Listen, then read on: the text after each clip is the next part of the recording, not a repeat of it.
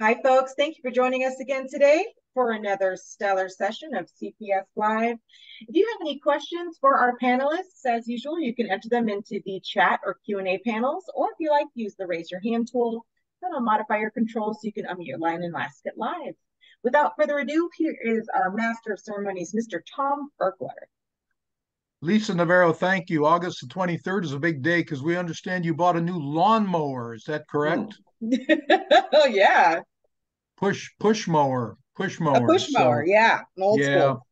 well, it's good because I think all the men on the call would agree with me. Everybody needs a hobby. So that's good to go. What you don't know out there in the audience today is that 2 minutes ago we had nothing going here. Everybody came on late except for Steve Jones. But I think you've come to learn that even at our worst, a bad day at CPS Live is better than a good day anywhere else. Steve, Very I'm going to give you the ball first here in our Okay. income replacement / disability.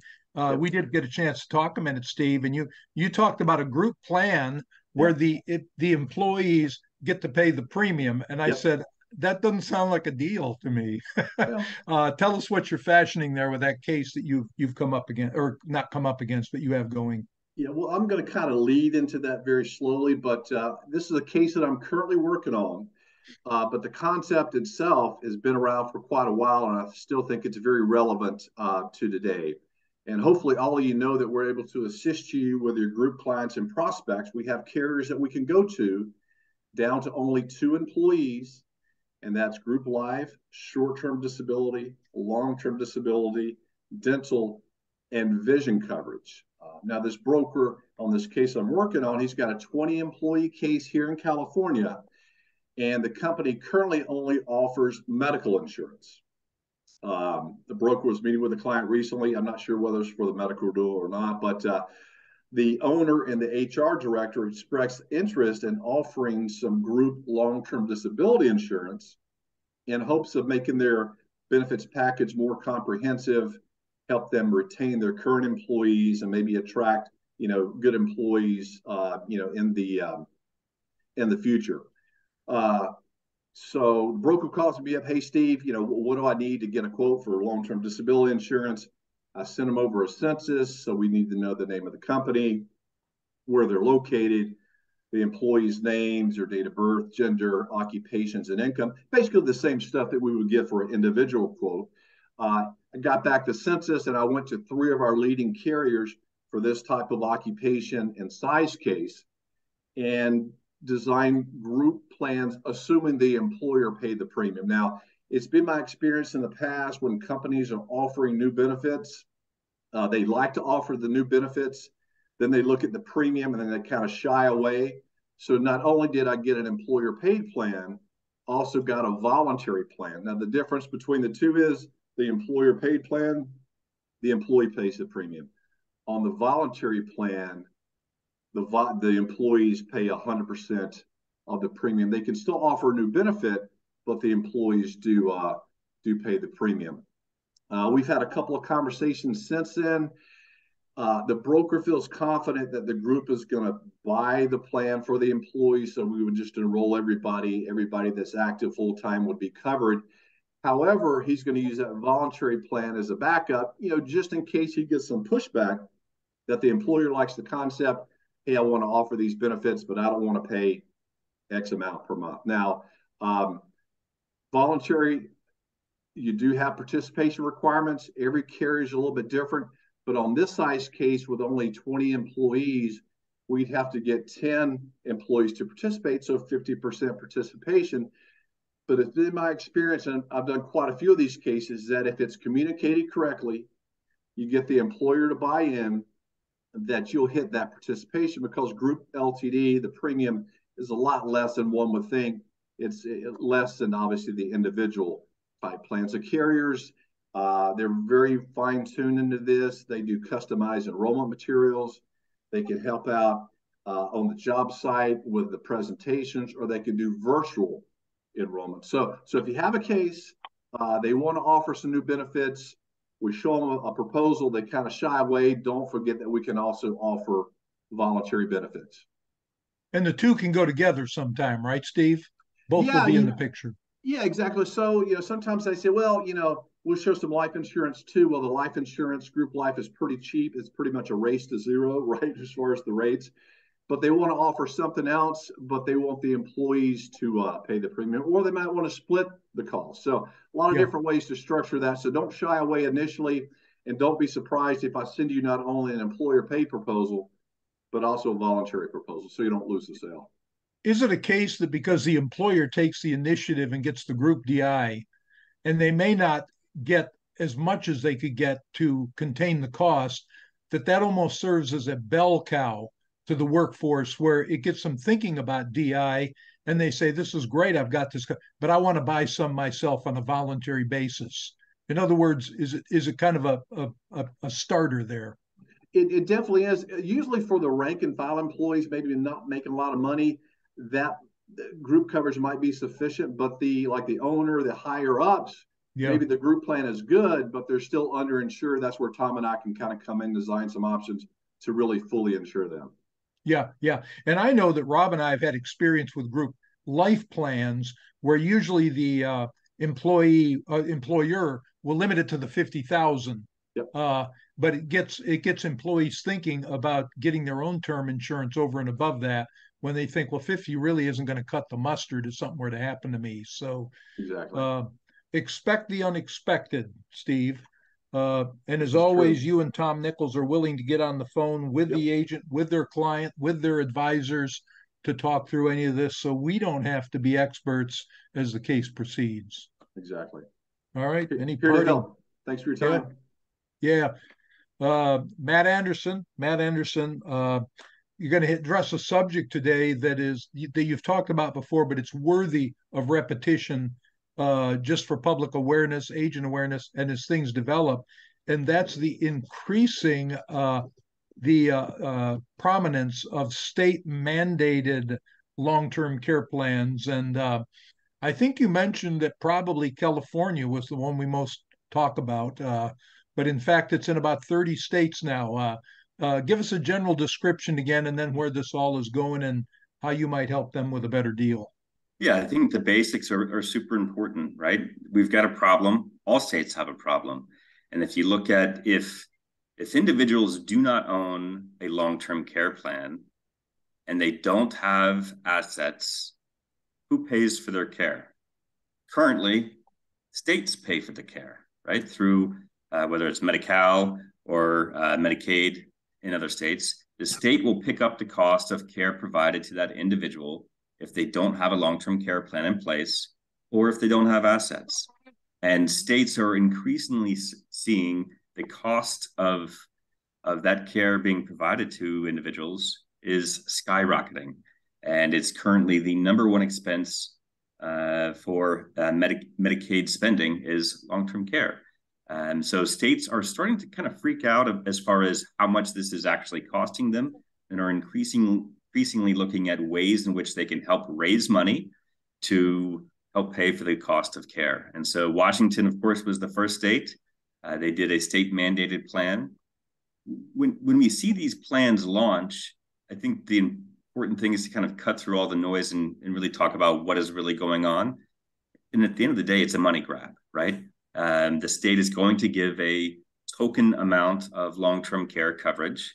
And in return, the employees of the state or business owners of the state will get will pay a tax, right? And so California probably the closest along the path.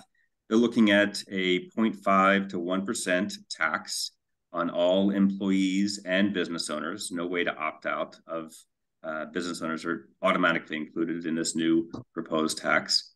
And in return, they will get some type of LTC plan anywhere from $36,000 to $82,000 of benefits down the road if they pay into this tax program for at least 10 years. So what we're seeing is many high-income earners looking to find ways to get out of this tax. In Washington, we were given a 6-month window to get a plan in place before they were locked into that tax forever in the future. California, is learning their lesson, and they're likely going to backdate the requirement, meaning that unless you have something in place, likely by the end of 2023, you're going to be locked into that tax every year moving forward. So there's lots of conversation. You're seeing many people, maybe on the life side, talking more and more about long-term care and trying to raise awareness to get out of that new impending tax before it hits and before that retroactive date comes into play. So really trying to talk with as many business owners as well as wealthier individuals to show them ways in which they can get out of that new upcoming tax. Matt, I have several questions. This is interesting to me. You said it's a 0.5 to 1% tax. That's on the business, right? So right now, there's 5 plans in California. At least there's 5 plans being considered, and the cost of those plans range anywhere from 0.5% to 1%. They are currently doing an analysis of if it's all covered by the employee versus if the employer covers half of it. So it could be that the employer covers half and then the employee covers half. Unknown what it's eventually going to look like, but that is being studied currently. But we all know that in the long run, whatever the employer covers, that's eventually going to have an effect on what the employee is ultimately paid. It's kind of like Correct. a hidden tax. But you mentioned and the employee is going to be responsible for at least a portion of it, right? Yeah. Either way. You mentioned that you could get up to $86,000 in coverage. I'm not drilling down on that, but if they pay for 10 years, and of course that reminds us of Social Security and qualifying over a number of years. If they pay for, let's say, 6 years, do they incrementally get part of the benefit, or do you have to go the full 10? So there are, I mean, again, there are currently 5 plans. They all have a vesting schedule. Some of the options they do give you, a way to vest. If you work the, 6 of the last 6 years, maybe you can vest into it. But that's one of the things that we're seeing in Washington is a whole bunch of lawsuits right now going on where, the way that Washington did it is if the business is headquartered in your state and the employee is working in Florida, that employee has to pay the Washington tax regardless. So it's a bunch of moving parts. We're not sure how it's going to work out, but either way, the timeline is the panel is going to submit their recommendation as of December 31st, 2023. And we expect that within 12 months, the state legislation, because there's support on both sides, will likely be able to pass something by the following year. Yeah. I like your term money grab. That reminds me of how the three of you are always trying to get Lisa and me to actually pay you for coming on here. Are you up on New York? I asked specifically because that's the only place I've had personal experience with Medicaid. Is New York taking an initiative in this direction? New York is as well. They have actually released a draft of the bill. They're still working on it. It's thought that California is going to move first, but still unknown. And New York does have a backdating of the opt-out provision as well. So it's a 12-month backdate. Yeah. Well, I know that's where it's a money grab because the costs were just getting completely out of hand in New York. Very quickly, in a short word. So somebody comes into you, we haven't got the deadline yet. We want to get out from under this. What does Matt Anderson and the LTC department have to offer? Multiple options, especially for business owners to get out of this new tax as well as deduct your existing premiums that you're going to be paying. And we've got things that are fully guaranteed, anywhere from single premiums to 10 pays to pay for life. So very attractive options. Yeah. Okay. So give you a call. And again, I always reiterate, you're ready to get on the line with the agent's business owner client and talk through any of these things. Because, the bulk of the advisors we deal with, Matt, we concentrate on one product area and just don't know as much in the others. So that's good to know. So, but here's a man that knows everything about every product area, Rob Reedy. As a matter of fact, he's a little haughty out there. The only man that saw some good in Tropical Storm Hillary because you were out with your son surfing. Did you say 50-foot waves? Not quite that big. I would say 5 feet. Yeah. Oh, what a difference an extra zero makes. Yeah, exactly. Made it into a boring story is what happened there. Could you have gone with the flow a little better there? Next time. Yeah, okay. Rob, LTC, the world is all abuzz so much Yeah. that it even pushes over into the life area. Talk to us. Yeah. I wanted to piggyback on top of what Matt just shared because I've been a huge fan of the value of long-term care planning for the last 10 years since I saw it personally in my own life. And I've been talking to a lot of advisors about using life insurance as one of those tools in your toolkit to provide some long-term care protection. But with these new laws being tossed about, I think it's more important than ever to talk to clients about life insurance with long-term care as one possible solution. I'm going to give you a quick success story of how inexpensive it is to add a long-term care rider to a policy.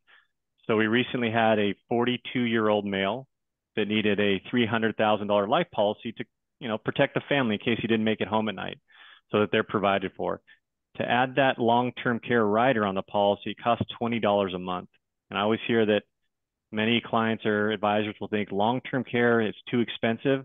I would argue $20 a month to provide a pool of $300,000 that you can access to pay for care is not too expensive for many clients. And then if you call me, I can even share a way to completely wipe away that $20 a month to add the long-term care protection to the life policy. So it's something we're talking about every day. It's more and more important now that we got this new law coming down. The $20 a month, that's what Matt or Steve, that's what they spend on Starbucks every week. Exactly. Am I right? What do you all get? The Fratsy Frizzle? What's the name of the drink you all get? Nothing? Fratsy No Frizzle. comment? Yeah, I get the Fratsy Frizzle personally. Yeah. Rob, I get a double. one of the things where we've seen the advantage, people say, oh, plain old executive bonus. And you and I have been illustrating more situations where an executive, their employer will buy a permanent policy for them. Mm-hmm. They will put the long-term care rider on. You will structure a paid up at retirement policy. And then basically, when that executive leaves the company, they go into retirement forever with not only the death benefit, but the accelerated access to it if they have a long-term care event. And it with what you quoted on the 42-year-old, I realize it gets a little more expensive with age, but that's not a big addition to what an employer is usually willing to put out for an executive bonus plan. Yeah, you and I talk about, I think the executive bonus plan is underutilized, and that's a great example of how great it can be for an employee. Yeah. I think this life with long-term care rider fits best for clients 55 and younger. They obviously need the life insurance coverage. If they need just a leverage for long-term care, Matt's got great solutions for them. But yeah, that 162 bonus, Tom, is a great idea for an employee. And always remember too that there's nothing that says Matt Anderson that the money for the executive bonus, you can spend it on a long-term care policy. You can spend it on the DI policy. Yeah. All it is a bonus, and too often we don't look at a comprehensive package of what it can be spent on. So the only overutilization that takes place, Rob, here is what Matt and Steve do at Starbucks every week. I think I mentioned that earlier. The gentlemen, any closing thoughts here before we get back to work?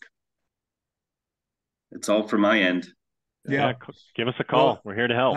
I told you all to prepare something. Thanks for the support here. Folks, thank you. Thank you for doing business with CPS. And again, any of us are available to get on the line with your advisors or clients at any time and help you make a better world for both your clients, you and us. Thank you for joining us. Lisa, get us out of here. All right. Have a good day, folks.